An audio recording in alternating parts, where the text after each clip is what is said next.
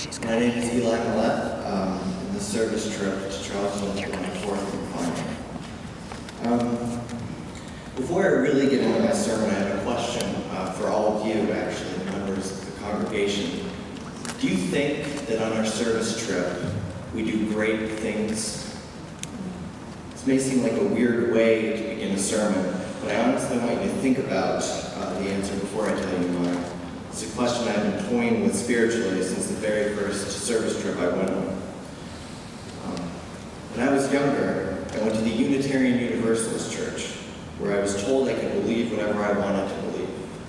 This idea transformed itself into my first belief that there was a God of snacks. And the only way to appease the snackiness was to carry a snack with me at all times. As you older and matured, I came to realize that the idea of self-realizing religion wasn't for creating excuses to carry around pretzels in their pockets, but to really find what it means to be a person, to be a member of the human race, to discover all the confusing and wonderful things about what is wrong and what is right, and to create a spirituality that is completely individualized.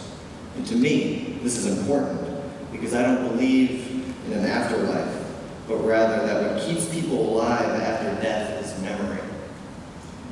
This led to an important step for me in my first real commandment to the Church of Eli, to be remembered. See, I believe that people can be remembered in three different ways. You can be remembered for being great, good, or both. Let me explain. People that are great are remembered because they changed the world. People like Albert Einstein and LeBron James are not remembered for their striking personalities, but rather for what they did to change the way people lived their lives. People that are good, on the other hand, do not have to do anything to change the world. They change the way other people perceive it. The young man who goes out of his way to help strangers cross the street. The friend who always listens and gives you good advice when you have a problem. These are the good people, the helpers and the listeners, not the talkers and the activists. These are the good people. Maybe they are not remembered in books or unnecessarily long History Channel specials, but they provide much needed moral direction to all of humanity. Right now, I would like everyone to do an exercise. Remember, for a second, everyone in the world who got you to the place you are today, who really shaped the people that you've become.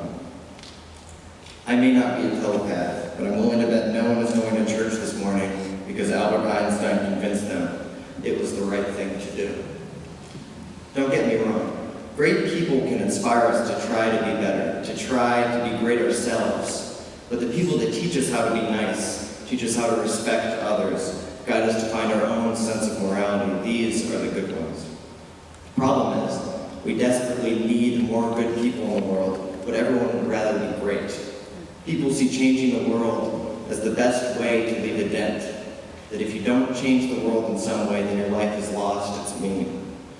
But without good people, how will the rest of us remember how to do the right thing?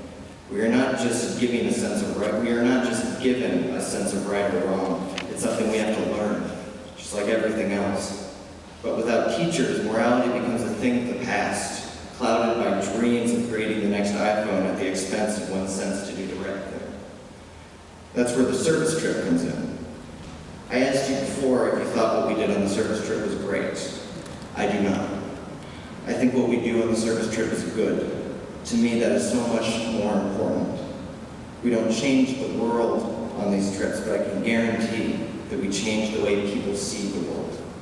Our true strength as a group lies not in our actions, but so much more in the spirit we share. Even if it's something as seemingly insignificant as painting a wall or digging a foundation by hand in Colorado for 6 hours a day, which is not as fun as it sounds.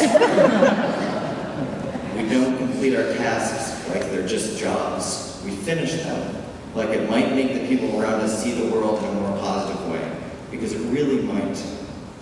I went to Tennessee only 2 years ago. There was a kid who lived in one of the houses we were working in, whose name I unfortunately can't remember. Benny. All week, he was hanging around with us as we worked on repairing his house, and almost all week I would be nice to him, but I would also try to get him off my back while we were working. It's not exactly easy to work on a house with a 5-year-old trying to play with everything sharp. I did my best to keep him at bay, but one day, when he was trying to get me to play with him, I couldn't take it anymore. I told him that he needed to leave me alone for a bit, because I really needed to work. While he left, I heard him saying something and looking into a nearby room that used to be my room. We all have a room, a place where we feel our safest. Imagine that being taken away from you. Imagine getting kicked out of it again. I realized then that no amount of work on that house could really help that boy.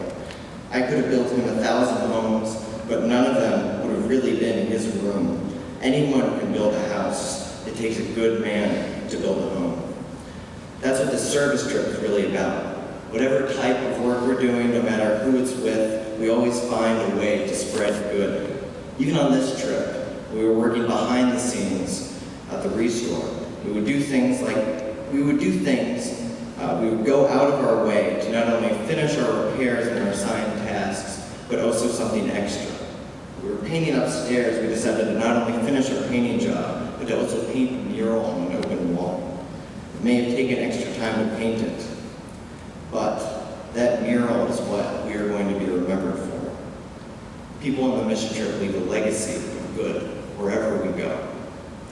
I'll leave you with a challenge. It's not anything groundbreaking, it's just something small. Today, at a fellowship hour, find at least one person who's changed the way you look at the world and thank them. I'll start right now. I'd like to thank my parents, I'd like to thank my friends, and especially I'd like to thank everyone sitting to the left of me, and right there, wearing a green shirt with the Plymouth logo. Thank you for showing me how to be a good person. Everything great in the world has to start with a little good.